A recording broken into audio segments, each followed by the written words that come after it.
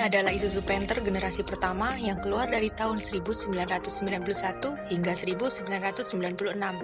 Kemudian diganti dengan generasi kedua dari tahun 96 hingga tahun 2000. Dan di tahun 2000, Isuzu Panther mengeluarkan generasi ketiganya yang bertahan hingga sekarang dan lebih dikenal dengan model kapsul.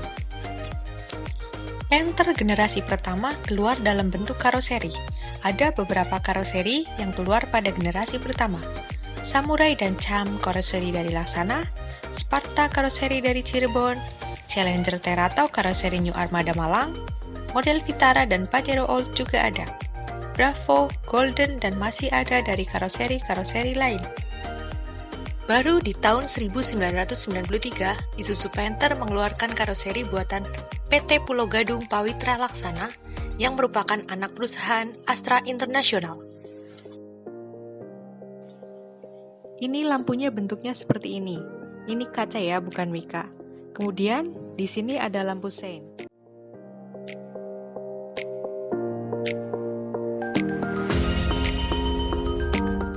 Kalau di generasi kedua, di sini ada fog lamp-nya. Ini grillnya dan bukan grill asli generasi pertama. Oke, sekarang kita masuk ke bagian mesin. Ini mesinnya tipe C223 2300 cc. Mesinnya masih konvensional indirect injection 4 silinder, belum direct injection apalagi common rail. Mobil ini tenaganya sekitar 73 horsepower dan torsinya sekitar 140 Nm. Di kap mesin sudah ada peredamnya, cuma ini aftermarket. Kemudian di bagian samping, seperti ini bentuknya. Untuk bagian velg, seperti ini bentuknya. Ini velg aftermarket, untuk aslinya dia 14 inci dengan ukuran ban 180 ring 14. Untuk rem belakang, dia masih tromol. Tapi untuk rem depan, dia sudah cakram, belum ada ABS, ability, dan sebagainya. Untuk spionnya, dia masih hitam, belum sewarna body, belum electric mirror, dan electric return. Untuk door handle, dia masih model cungkil seperti ini. Antenanya masih model tempel, belum model tanam seperti mobil-mobil zaman sekarang. Oke, sekarang kita masuk ke dalam. Sebelum masuk, seperti ini ya kuncinya, namun belum ada remote alarm.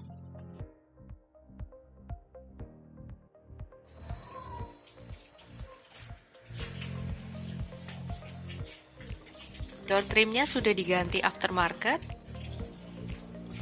Ini kuncinya masih model yang seperti ini. Bukaan jendelanya masih engkol.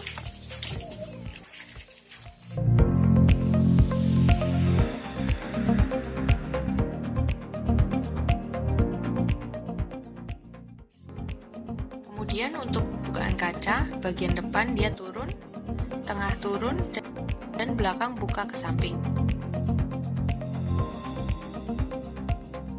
Untuk tutup solar, dia di sebelah sini. Manual pakai kunci, belum ada tuas otomatis. Kemudian untuk kursinya, ini sebenarnya kursinya masih bluetooth ya. Ini udah di retrim kulit sama pemiliknya. Dan untuk pengaturannya, dia ada reclining dan sliding, tapi belum ada pengaturan ketinggian. Di sini plastik, di sini juga materialnya plastik. Dan di sini soft touch. Di sini 3 pedal karena ini manual ya. Dan ini ada tuas untuk buka kap mesin. Dan kemudian ada kisi-kisi AC.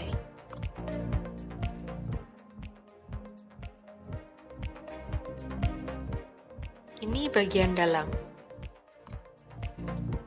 Ini untuk pengaturan lampu. Tuasnya seperti ini. Kemudian ini tombol untuk busi pemanas. Ini sudah dirubah. Untuk standarnya, dia ikut kunci kontak.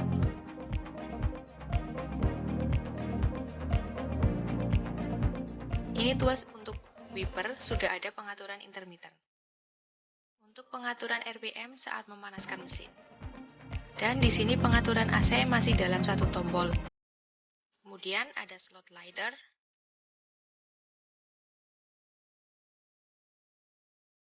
dan handremnya ala-ala mobil konvensional. Tuas persneling dengan 5 percepatan ditambah 1 gigi mundur. Di sini aslinya ada jam digital. Ada 2 lubang kisi-kisi AC di bagian tengah. Lacinya cukup besar, bisa untuk menaruh peralatan atau obeng dan lain-lain.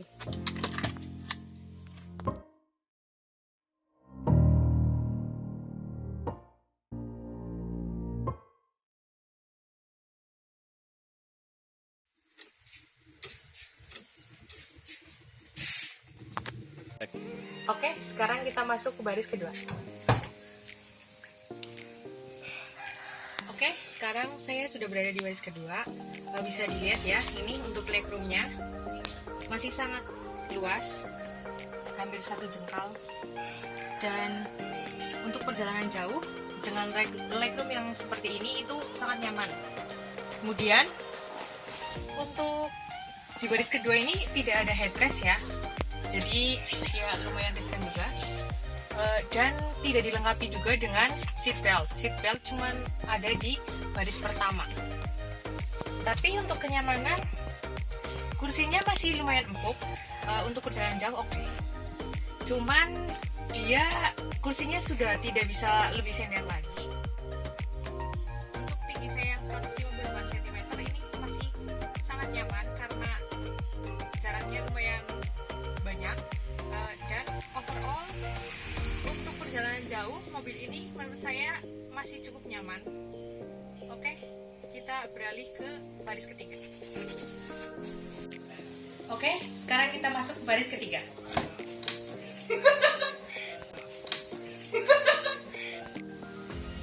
Oke, sekarang kita masuk ke baris ketiga.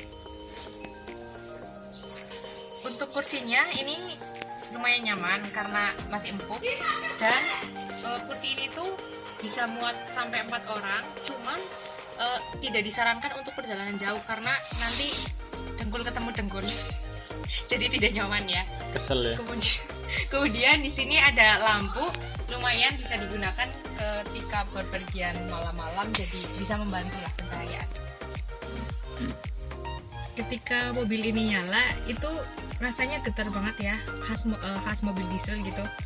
Terus rasanya kalau untuk perempuan bawa mobil, menurut aku sih gede ya, ini bakalan lebih susah karena bodinya tuh panjang, terus udah panjang lebar lagi kan, nggak tahu ya, perempuan kan kadang ya, kalau saya kan 158 cm, jadi nggak kelihatan banget itu loh, ujung depan kap mobilnya tuh nggak terlalu kelihatan. Jadi menurut saya untuk perempuan kurang nyaman ya. Karena setirnya udah power steering, jadi menurut saya enak ya, terutama untuk perempuan pas parkir jadi ringan, dan feedbacknya juga udah bagus, pas belok dia baliknya cepet. Untuk peredaman mobil ini tuh sebenarnya udah lumayan bagus ya, tapi yang lebih parah tuh kalau suara dari luar itu masih lumayan masuk sedikit, cuman yang lebih parah itu suara mesinnya itu kedengeran sampai ke dalam, jadi ya ganggu banget. Buat kalian yang udah biasa pakai mobil bensin, kalau pakai mobil diesel yang tua seperti Panther ini tuh rasanya pasti beda banget. Di dalam itu ya pasti lebih berisik. Untuk suspensi mobil ini tuh bagus banget ya, karena ketika kita ketemu jalan yang nggak rata tuh masih enak. Cuman pas kita jalan kenceng, kalau ketemu belokan itu nanti rasanya limbung. Kemudian untuk pedal gas ini kurang responsif ya, jadi kalau buat nyalip itu rasanya kurang enak. Terus kalau pedal remnya ini gimana ya, kalau untuk ngerem dikit-dikit itu nggak langsung rem, cuman kalau ngeremnya langsung banyak tuh ngagetin gitu loh, langsung jrek gitu. Terus menurut saya kalau untuk kopling, kalau untuk cewek ini keras banget. Mending kalau cewek nggak usah beli Panther, yang tua maksudnya ya. Mending naik Matic aja ya, udah enak. untuk kalian yang cari mobil di range harga 30 jutaan dan muat banyak serta irit, mobil ini cocok. Namun bagi kalian yang penyuka mobil bensin, mobil ini kurang cocok karena dia suaranya di dalam tuh suaranya berisik. Buat kalian yang nyari mobil lain di range harga yang sama, kalian bisa pilih Cherry atau Zebra Espace. Tapi mobil itu nggak senyaman mobil ini. Dan jika kalian nyari mobil yang sama nyamannya dengan mobil ini, kalian bisa pilih mobil Kijang Super. Namun Kijang Super lebih boros ya dari ini karena dia bensin. Overall, jika kalian tidak masalah dengan bisingnya mobil diesel, mobil ini tuh udah enak banget dipakai buat sehari-hari. Udah irit, muat banyak. Cocok. Oke, sampai jumpa di video selanjutnya. See you, bye-bye.